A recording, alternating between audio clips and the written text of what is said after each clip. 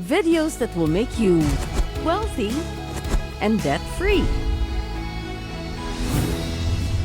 Hi there, good morning. This is Chinkee Tan, also known as Mr. Chink Positive. Kamusta na po kayo dyan? I hope that you are still in the best of your health. And my prayer for you and for your family that you would really be positive right now. At the same time, sa panahon ngayon, I really encourage you to really stay at home. That's number one. And then stay clean, wash your hands, di ba? Yan ang parating natin. Today is episode number 11. As I committed and I promised every day po, magdamayan po tayo. Let us encourage one another. Let us support one another in these challenging and difficult times. My request is for you to share this video right now because today we are going to talk about the comments and of Bill Gates regarding this pandemic. Okay, what is this virus reminding us? Sa panahon ngayon, talagang there are so many uncertainties and there are so many things that's running into our mind, and there's so many questions that's coming into our mind, like for example, why did this thing happen? When will this thing stop? Will there be a cure? What will happen to my business? What will happen to my opportunities? What will happen to my livelihood?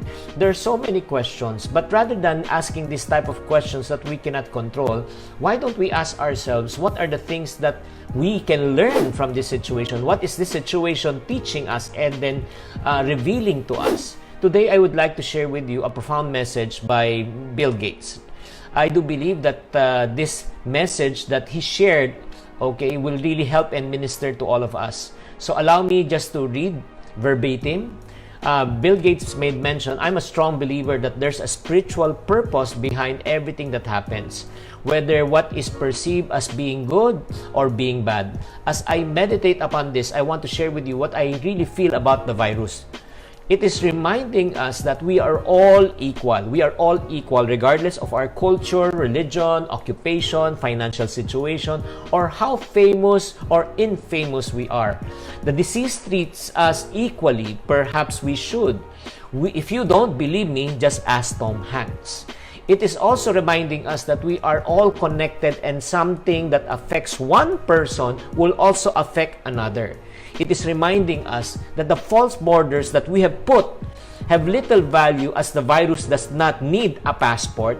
It is reminding us by oppressing us for a short time, those people in the world whose life is spent in oppression. It is also reminding us how precious our health is and how we moved to neglect it is through eating good nutrient food rather than eating poor manufactured food and drinking water that is contaminated with chemicals upon chemicals. If we don't look after our health, we will, of course, get sick. This virus is also reminding us of the shortness of life and what is most important for us to do, which is to help each other, especially in the times of need, especially those people who are helpless and sick. And our purpose in life is not only to buy toilet paper. It is reminding us how materialistic our society has become. And when in times of difficulty, we remember that essential things are more important than jewelry, than gadgets. It's about food, water, medicine, as opposed to the luxuries we sometimes unnecessarily give value to. It is also reminding us how important our family is and our home life and how much we have neglected this, forcing us back into our houses so we can rebuild them into our home and strengthen our family unit. It is also reminding us our true work is not our job. It is what we do, not what we were created to do. Our true work is to look after each other, to protect each other, and to benefit from each other. It is also reminding us that we need to put our egos on check or in check. It reminding us that no matter how great we think we are or how great other things about us, okay, a virus can put everything on standstill. It is reminding us that the power of free will is in our hands. We can choose to cooperate and help one another, to share, to give, to help and support one another, or we can choose right now to be selfish, to hoard, to look after only ourselves. Indeed, it is difficulties that brings out the true color of a person. It is also reminding us that we can be patient or we can panic. We can either understand this type of situation has happened many times before in the history and this thing will pass, or we can panic and see it as if today is the end of the world and consequently cause ourselves more harm than good. It is reminding us that it can either be the end or it is a new beginning for some of us. This is a time for us to really take reflection and understand what can we learn from this situation? What can we learn from our mistakes? It can be a start of a cycle which we will continue and we will continually until we finally learn the lesson from this situation. It is also reminding us that Mother Earth is also sick. It is reminding us that we need to look down at the rate of the deforestation just as urgently as we look at the speed which toilet papers right now are disappearing off the shelves. We are sick because our home is sick and our world is sick. It is also reminding us that after every difficulty, there is always ease. Life is also cyclical, and that's the reason why these are only phases that we also go through in life. We need not to panic right now. This too shall pass. Whereas many see the virus as a great disaster, Bill Gates made mention, I prefer to see this as a great corrector. There are a lot of revelations that I receive. For me, what does this virus reveal to me? For me, it reminds me of the more important things in life. Allow me to share my personal revelation. Number one, the more important things in my life, it reminds me about number one, the family. The reason why I'm working is not for money. It's the reason why I'm working is for my what? Family.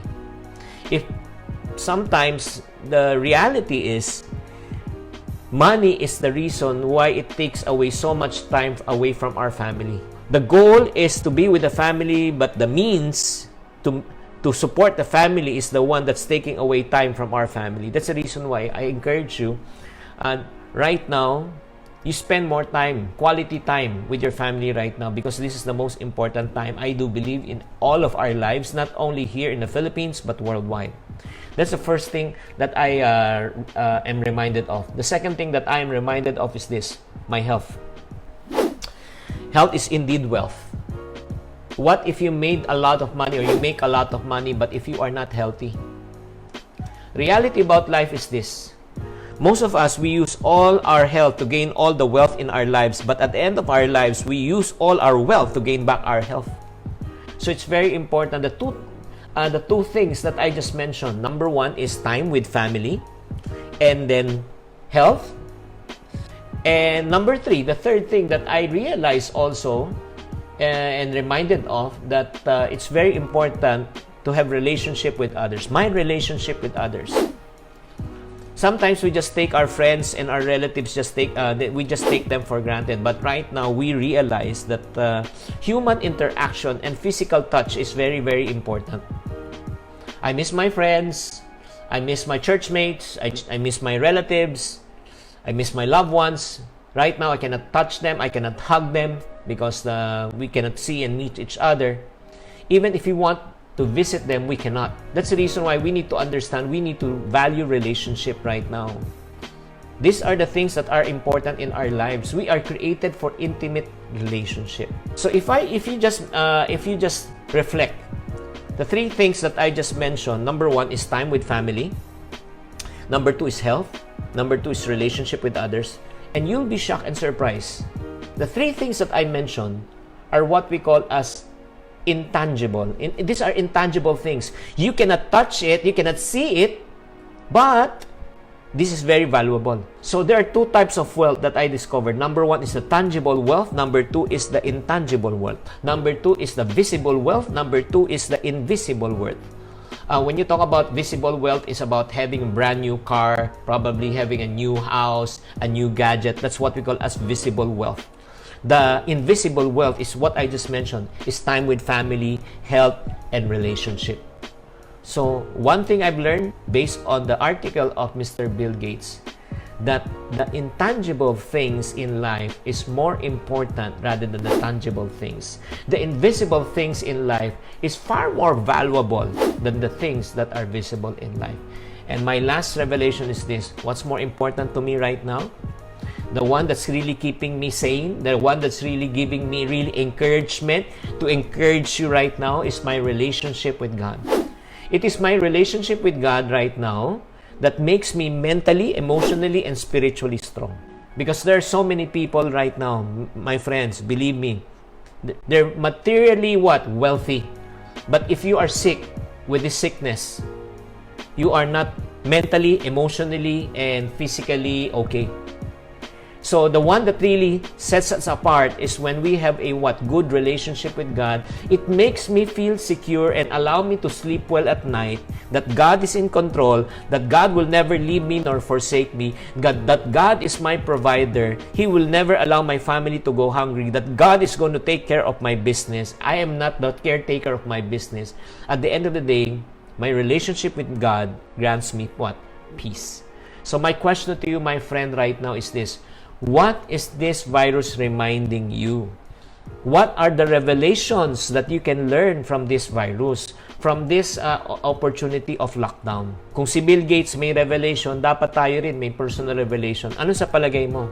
Okay, this is the time for us to fill ourselves with positive things in life, read good books, watch good videos, that can encourage and empower us. This is the time, okay lang na manood kayo na Netflix, but not too much Netflix. From time to time, you entertain yourself to get your mind, but very important, you feed also yourself with mind, something that is very productive. Okay? And then tomorrow, guys, I'm going to share with you ito yung topic natin. What to do when you are feeling overwhelmed. That's a very good topic. I do believe that we can discuss. And please also follow me at my Facebook account and then share this video with other people so that they can benefit. And also please join me sa YouTube ko. YouTube channel ko sa Chink Positive. I do believe this is a time for us to really share some positive things into other people. So my channel is all about positivity. So I hope that you will stay healthy, stay wealthy in your, not only in terms of finances, but also in your health, because health is wealth. This is Chinkee Tan saying, to every problem, there's always a solution. If you're not part of the solution, you're part of the problem. Always. Chink Positive. Bye. Hi, it's me, Janela Salvador, and I want to invite you guys to support Mr. Chinkee's YouTube channel. Sana you guys subscribe dahil marami kayong matututunan about money. Thank you for watching. If you want to keep on growing and to stay inspired, subscribe and hit the bell button to get notified. Always, Chink Positive.